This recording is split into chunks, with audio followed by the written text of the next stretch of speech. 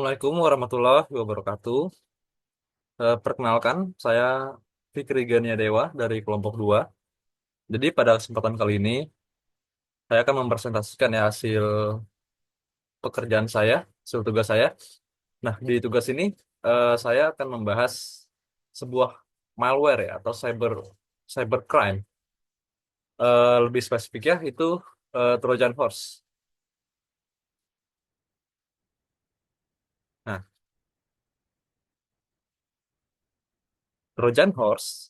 Nah, apa sih itu Trojan Horse? Jadi, Trojan Horse adalah sejenis program jahat yang berpura-pura sebagai software yang valid. Dia berkamuflase sebagai software sah. Nah, Trojan itu menyembunyikan dirinya di dalam berbagai file yang tampak tidak mencurigakan, seperti lampiran email, game, lagu, ataupun film. Nah, kita lanjut ke slide selanjutnya.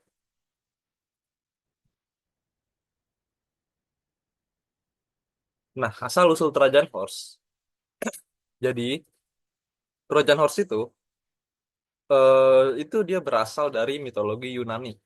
Jadi pada kala itu sebuah perang dari bangsa Yunani melawan bangsa Troy ya. Jadi ketika Raja Yunani sudah hampir menyerah untuk menyerang kota Troy ya karena saking kuatnya mereka, satu jenderal Yunani ini dia mengusulkan sebuah ide untuk membuat sebuah patung kuda raksasa yang menyerupai dewa menurut kepercayaan bangsa Troy, lalu diberikannya sebagai hadiah ke bangsa Troy. Nah, padahal di dalam kuda itu sudah bersembunyi pasukan-pasukan Yunani ya. Jadi bangsa Troy dia dengan sukarela menerima hadiah tersebut. Ternyata dalam isinya patung tersebut adalah pasukan-pasukan Yunani yang siap em, meruntuhkan kota Troy tersebut. Mari kita coba lihat videonya ya.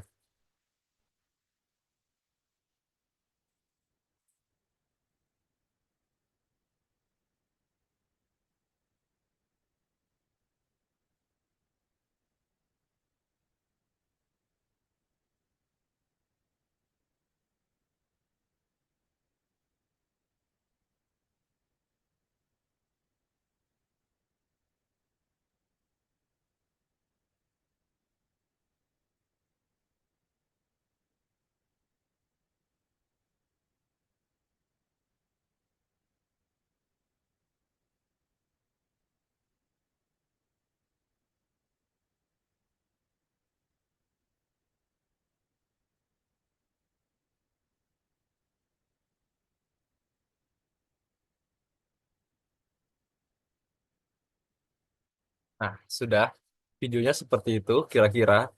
Itu gambaran yang paling tepat untuk malware Trojan Horse ini. Jadi bangsa Troy dia secara gembira ya, secara sukarela menerima hadiah dari pasukan Yunani karena dia menganggap itu sebuah keindahan ya atau tidak tidak ada ancaman sama sekali ya bahkan. Nah, namun pada kenyataannya saat mereka lengah, pasukan ini pasukan Yunani itu keluar dan meluluhlantahkan kota Troy yang dikenal sangat kuat pada zamannya. Jadi intinya eh, sekuat-kuatnya pertahanan komputer kita ataupun sistem operasi kita itu tidak akan bisa bertahan kalau sudah ada virus yang sudah kita izinkan dari kita sendiri, dari user sendiri untuk masuk. Jadi seperti sebagai contoh kita memasang aplikasi berbahaya. Nah, kita tetap memasang aplikasi itu. Jadi sudah diperingatkan oleh antivirus atau Windows Defender, tapi kita tetap memasang dan akhirnya kita menggunakan aplikasi tersebut. Nah, aplikasi tersebut tuh seakan-akan tidak berbahaya ya. Dan tapi pada kenyataannya dia bisa mencemari dan juga merusak sistem keamanan dari komputer kita. Nah, untuk selanjutnya saya lanjutkan untuk rekan saya, silakan.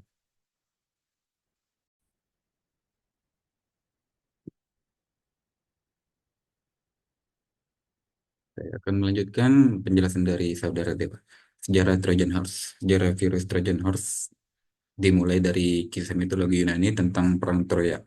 Istilah Trojan Horse pertama kali digunakan setelah Ken Times, seorang pionir dalam bidang komputer, menggunakannya dalam pidato penerimaan penghargaan Turing pada tahun 1983.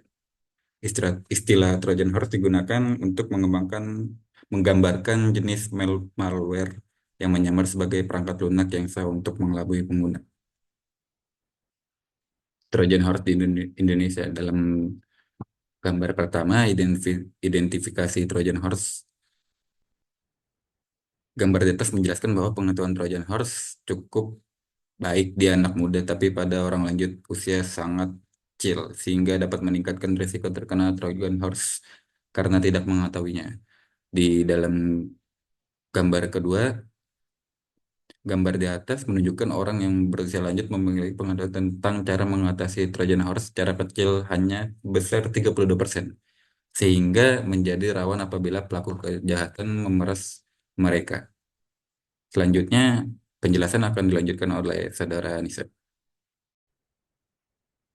Oke, untuk selanjutnya saya akan melanjutkan penjelasan dari Saudara Anil.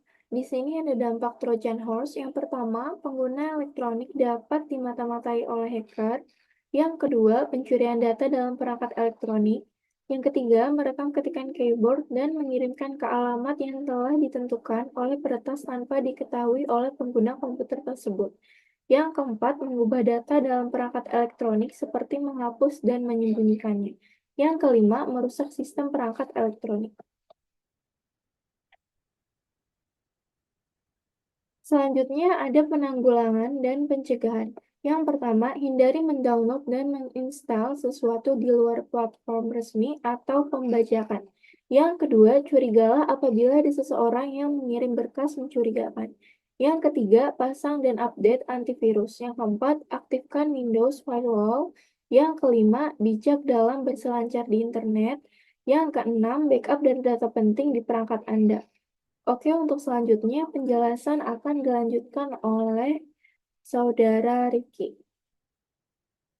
Ya, baik. Izin melanjutkan dari penjelasan Saudari Anissa ya, Bu. Jadi kesimpulan dari yang dapat dari penelitian kami ini ya, penggunaan teknologi ini kan baik tua maupun muda tuh sebaiknya kita harus lebih berhati-hati lagi ya, Bu. Karena banyaknya malware yang bertebaran di internet. Jadi dimanapun, kapanpun, itu kita harus lebih bijak lagi menggunakan internet karena eh, kejahatan orang-orang ini melalui internet ini bisa kita dapatkan dari hal-hal yang mudah gitu, seperti dari forwardan dan WhatsApp juga yang sering dipakai oleh orang-orang tua itu bisa menjadi korban bagi mereka juga. Jadi kita sebagai anak muda kalau bisa lebih sering mengingatkan eh, ayah atau ibu kita yang sudah berumur, jadi agar bisa terhindar dari kejahatan malware.